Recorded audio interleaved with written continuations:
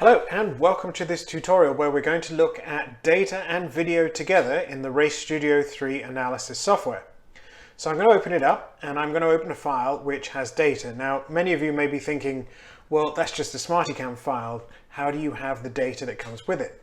Well, interestingly, in the metadata of the movie file, it captures and records everything that's associated with that SmartyCam. And so, for example, if I go into the config files, of which I've imported in my Evo 4S, notice here that I have a SmartyCam stream, and here I have RPM, speed, gear, water, oil pressure, brake pressure, throttle, all being passed from the Evo 4S into the SmartyCam. And as I have that SmartyCam feed, I'm able to see that data that's available to me in the actual file itself. So if I go back to the analysis right here and I open up the file, I'll be able to see that data. Now, ideally, in future iterations, I'd like to see these two linked, and you will see that, for example, if you look at this file, which we talked about earlier on, where you see both the data and the video connected together. But for today's demonstration, we're just going to show what data comes through from a SmartyCam file, and I'm going to open up the qualifying file from the session last weekend. And if I open this up, what you're going to find is it's going to load up the same things that we've seen before. My profile has a default view of going to the track, and so that's what we've shown in previous tutorials, which we'll link to in the description and in this video as well. But what I'm going to do is I'm going to go to this button that's appeared, the Movies layout, and I've already got it open here. It's called Movies. Now, if I click there, what you're going to see is you're going to see a view which I've created.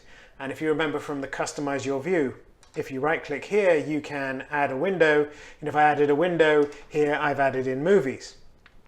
Now, what I can do here is I can choose what data I want to be able to see and then start doing some comparison. But the best thing that you want to be able to see here is a comparison of laps.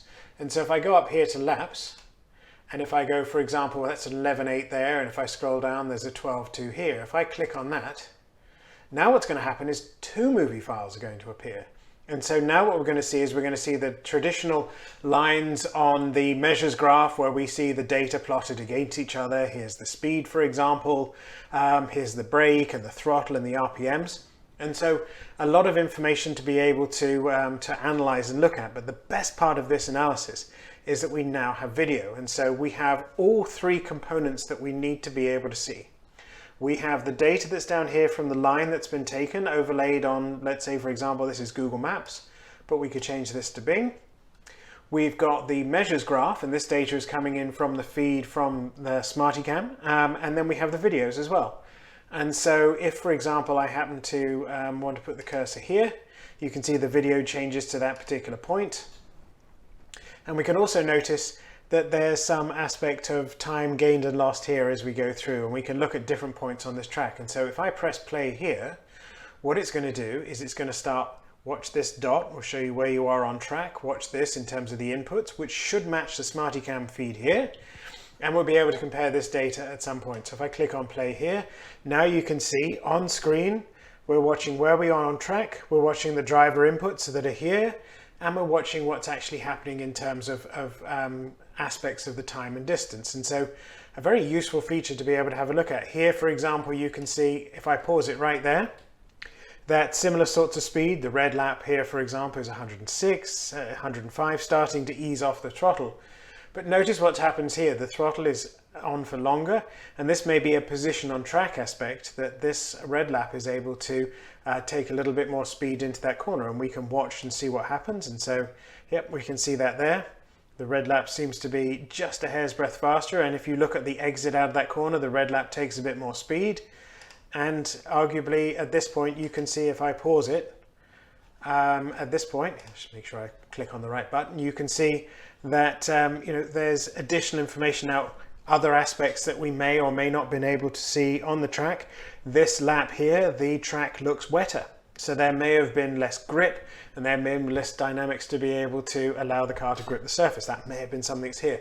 And this video is not an analysis video, it's more of a how to use the software and get it set up. But there's so much information here to be able to look at.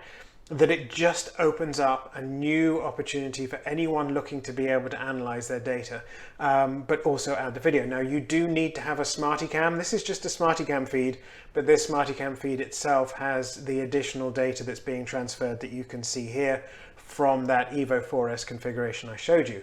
However, if you have data and video connected on this area of channels report, sorry, beg your pardon, on the area of movies and channels here, you'll be able to see a lot more additional channels that are available. Right now, all we're seeing, if I sort this by channel type, is what data is coming in from the actual feed into the SmartyCam, rather than necessarily seeing the additional inputs. For example, I had tire pressure monitoring system that was available here that isn't something that you can see. But for the most part, the key elements in this particular analysis are coming from the SmartyCam feed, but ideally you'd be able to have both of them linked.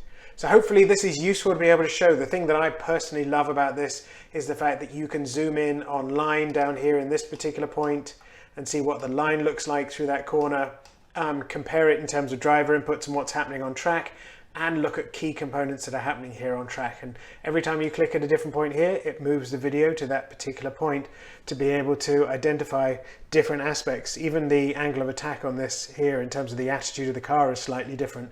As well as we think about these variables. So loads to take in and loads to look at. And so hopefully you found this video useful.